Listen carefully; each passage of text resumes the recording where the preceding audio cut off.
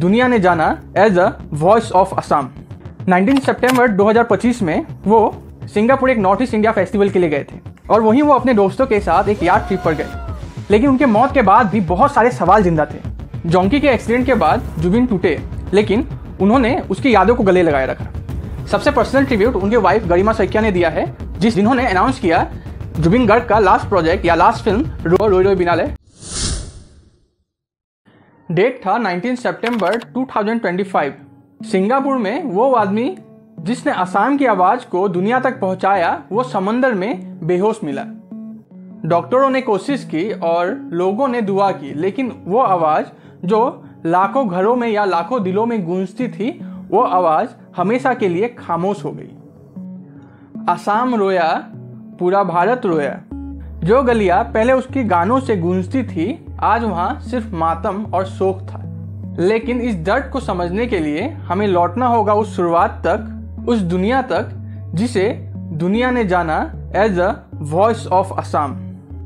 जुबिन का जन्म 18 नवंबर 1972 में टूडा, मेघालय में हुआ, एक ऐसे परिवार में जो पहले से कला में जुड़े हुए थे।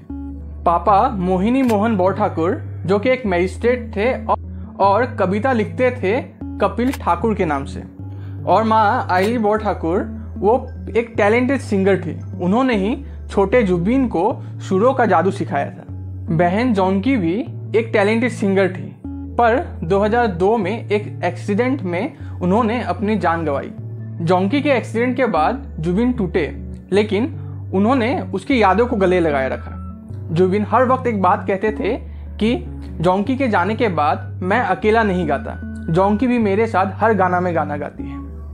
जुबिन के पिता ने जुबिन का नाम मशहूर कंडक्टर जुबिन मेहता से इंस्पायर्ड होकर लिखा और बाद में जुबिन ने खुद अपने गोत्र गर्ग को अपने नाम पे ऐड किया और उनका नाम बाद में बनता है जुबिन गर्ग। जुबिन बचपन से ही कविता लिखते और असम मैगजीन में वो छुपके से अपने कविताओं को भेजा करते थे और यही हुनर बाद में उनके लिरिक्स को दिलचस्प बनाती है। और बाद में जुबिन ने करीमगंज कॉलेज और बी बोरुआ कॉलेज गुवाहाटी से साइंस पढ़ा, लेकिन किताबें उनकी आवाज़ को ज़्यादा देर तक रोक नहीं पाई। म्यूजिक उन्हें बुलाता रहा और उन्होंने अपनी पढ़ाई बीच में ही छोड़ दी। वो अपना हारमोनियम लेके गुवाहाटी के स्टूडियो के बाहर घंटों तक वेट करते। उनका पहला रिकॉर्डिंग एक सिंगर के तौर पे नहीं, बल्कि एक तबला बाजक के तौर पे था और उन्होंने अपने साइकिल बेस के गिटार खरीदी सिर्फ म्यूजिक के लिए। 1992 में उनका पहला असामीज एल्बम अनामिका रिलीज हुई। पूरे असम में एक नई और एक भगवती आवाज गूंज उठी। उनके कॉन्सर्ट लीजेंडरी होते थे। लोग उनके कॉन्सर्ट में नाचते थे और उन्हीं के साथ गाते थे। एक बार डिब्रूगढ़ यूनिवर्सिटी में उन्होंने नॉन स्टॉप 9 घंटे तक गाना गाया था। अर्ली शो में वो पिंक फ्लॉयड और बीटल के रॉक कवर को आसामीज फोक के साथ मिक्स करते थे। एक कॉम्बिनेशन नॉर्थ ईस्ट के लिए एकदम नया था और 2006 में बॉलीवुड गाना या अली इनके लिए एक टर्निंग पॉइंट बना। ये सिर्फ इंडिया में नहीं, ये पाकिस्तान और पूरे मिडल ईस्ट में ये गाना गूंज उठी। मुंबई से बहुत सारे ऑफर आने लगे, लेकिन जुबिन ने ये कहा कि मैं पहले आसामीज हूँ, फिर इंडियन और फिर ग्लोबल। उन्होंने 50 से ज़्यादा बॉलीवुड गाने रिजेक्ट किए क्योंकि उनका लिरिक्स और जो उनका म्यूजिक था वो उनके मन से कनेक्ट नहीं कर पा रही थी। जुबिन का ये भी मानना था कि असम के लोगों का उनके ऊपर कर्ज है, क्योंकि असम के लोगों ने उन्हें बनाया है। तो वो चाहते थे कि असम का जो गाना है और जो असम का लैंग्वेज है वो ग्लोबल स्टेज तक रिप्रेजेंट कर सके।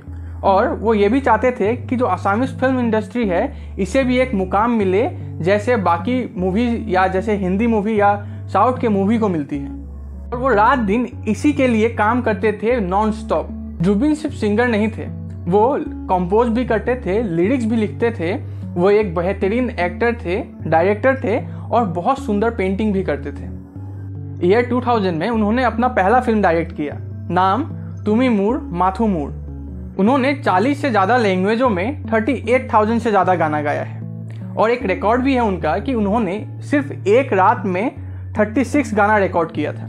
उनका कला सिर्फ गानों में सीमित नहीं थी, वो एक बहुत बेहतरीन इंस्ट्रूमेंट प्लेयर भी थे।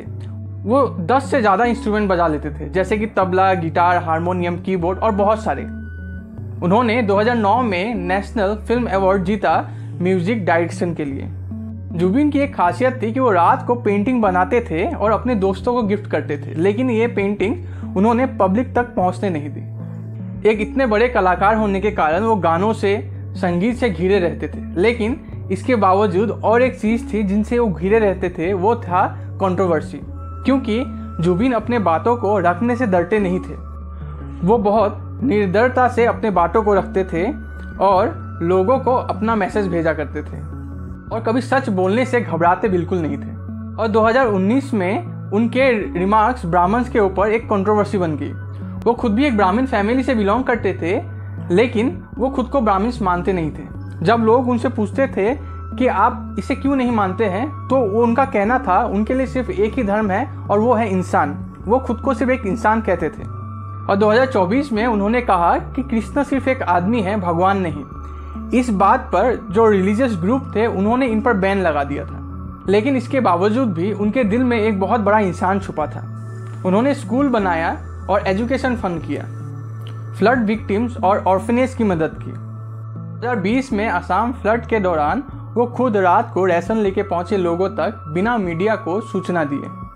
19 सितंबर 2025 में वो सिंगापुर एक नॉर्थ ईस्ट इंडिया फेस्टिवल के लिए गए थे और वहीं वो अपने दोस्तों के साथ एक याट ट्रिप पर गए। उन्होंने वहाँ लाइफ जैकेट पहना था और तैर भी रहे थे, लेकिन कुछ देर बाद उन्होंने अपने वो लाइफ जैकेट को खोला क्योंकि वो लाइफ जैकेट उन पर फिट नहीं आ रही थी और फिर लौट गए तैरने और थोड़े देर बाद ही वो बेहोश मिले। जो आदमी असम के नदियों में बेपरवाह तैरता था, आज वो समंदर में अपनी जान हार गया। वहाँ के डॉक्टरों ने कोशिश की, लेकिन वो उन्हें बचा नहीं पाए। जुबिन की अचानक मौत से पूरा असम हिल गया। लोगों में एक मातम छा गया और लोग को समझ नहीं आ रहा था कि ये हो क्या रहा है। पहले तो लोगों को लगा कि ये एक फेक न्यूज़ है, लेकिन जब सच पता आया तो लोग अपने घरों से बाहर आने लगे। लोग जानकारियाँ इकट्ठा करने लगे कि सही में ऐसा कुछ हुआ है या नहीं। लेकिन जब लोगों को पता चला कि ये न्यूज़ बिल्कुल सच थी, तो लोग पूरी तरीके से टूट चुके थे। उन्होंने एक बात कहा था कि पूरे इंडिया में कोई सिंगर या कोई डायरेक्टर गुजरता है या उनका डेथ होता है तो शायद ही लोग उनके लिए कुछ करेंगे या लोग उनके लिए बंदी देंगे। जुबिन का ये मानना था कि अगर उनका मौत होता है तो पूरा असम बंद रहेगा, और ठीक ऐसा ही हुआ। जुबिन के मौत के शोक में पूरा असम 3 दिन तक बंद रहा और असम के सीएम हिमंता बिस्वा शर्मा खुद दिल्ली पहुंचे थे जुबिन के पार्थिव शरीर को वापस लाने के लिए। उनकी बॉडी असम लाई गई और पूरे स्टेट ऑनर के साथ उनको विदा किया गया। पूरे असम के गलियों में हर एक कोने में जुबिन की तस्वीर थी। लोग उन तस्वीरों के आगे बैठ के गाना गा रहे थे। वो अपना दुख प्रकट कर रहे थे अपने एक चहीते सिंगर या असम के धरोहर को खोने का। जुबिन सिर्फ एक पर्सनल लॉस नहीं था, वो हर एक इंसान का लॉस था जो असम में रहते थे, जो उन्हें सुना करते थे। जुबिन का गाना सिर्फ सुख में नहीं, जुबिन का गाना यहाँ लोग सुख हो दुख हो सब चीज़ों में सिर्फ जुबिन का गाना सुनते थे। और जुबिन की ये अचानक मौत से लोग बहुत ज़्यादा दुख में थे और हर एक गलियों में वो अपना शोक प्रकट करने के लिए जुबिन के तस्वीरों के आगे दिया या कैंडल जला रहे थे। जब जुबिन को एम्बुलेंस में लाया जा रहा था अंतिम संस्कार के लिए, तो लोग अपने घरों से बाहर आ रहे थे। सिर्फ गुवाहाटी के लोग नहीं, बल्कि असम के हर एक डिस्ट्रिक्ट के लोग वहाँ पहुँच चुके थे। जिस एम्बुलेंस में जुबिन को लाया गया था, उनके ड्राइवर ने भी कहा कि एंडिंग में उन्होंने एम्बुलेंस को बंद कर दिया था और सिर्फ जो लोगों की भीड़ थी वही एम्बुलेंस को धक्का मारते हुए आगे लेके जा रही थी और पूरे 25 किलोमीटर लंबी लाइन लग चुकी थी। और अंत में ये साबित होता है 4th largest gathering in the world किसी के फ्यूनरल के लिए। लोग आसपास रो रहे थे। वो चाहते थे कि जो ये दिख रहा है वो सच ना हो, लेकिन यही सच था। और अंत वक्त में जुबिन को लाखों लोगों ने उनके गाना गाते हुए उनको विदा किया।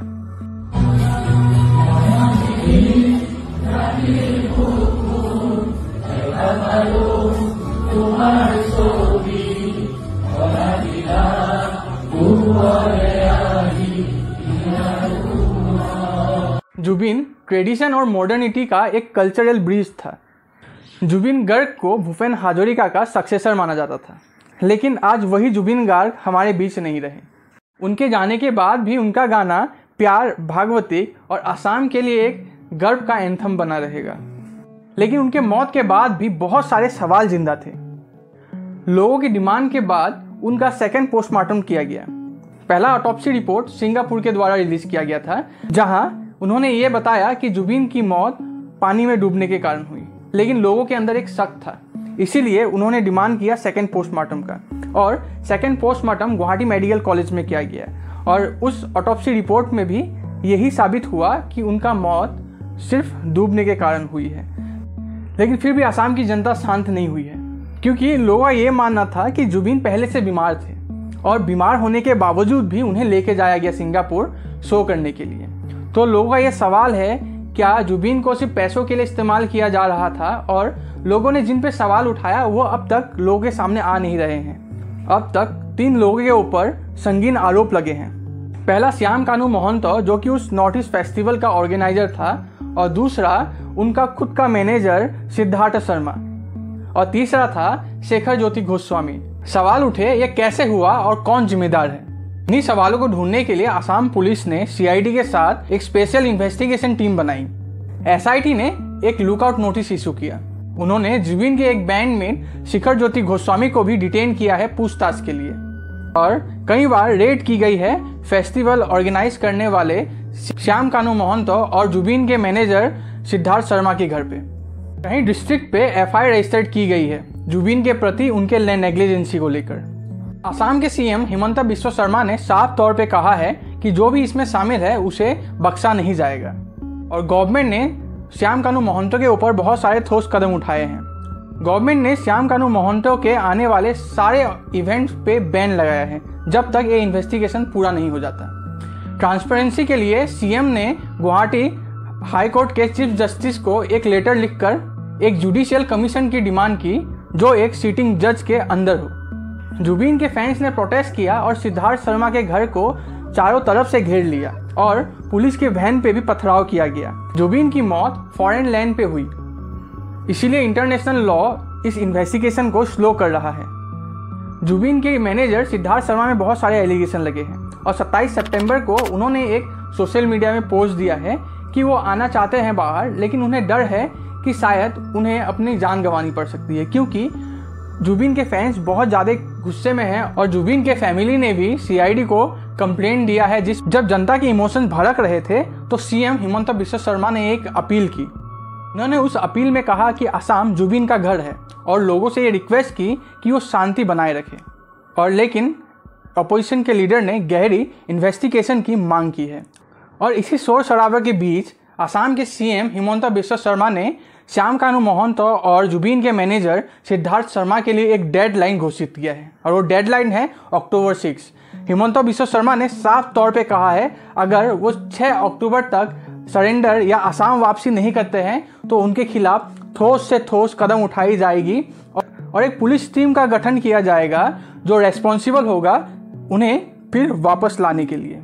लाख कोशिशों और बहुत दौड़ भाग के बाद आखिरकार सिद्धार्थ शर्मा को 1 अक्टूबर की रात 1:30 बजे गुड़गांव में अरेस्ट किया गया और सेम दिन श्याम कानू महंतो को भी दिल्ली से अरेस्ट किया गया और उन्हें वापस लाया गया असम पुलिस के द्वारा।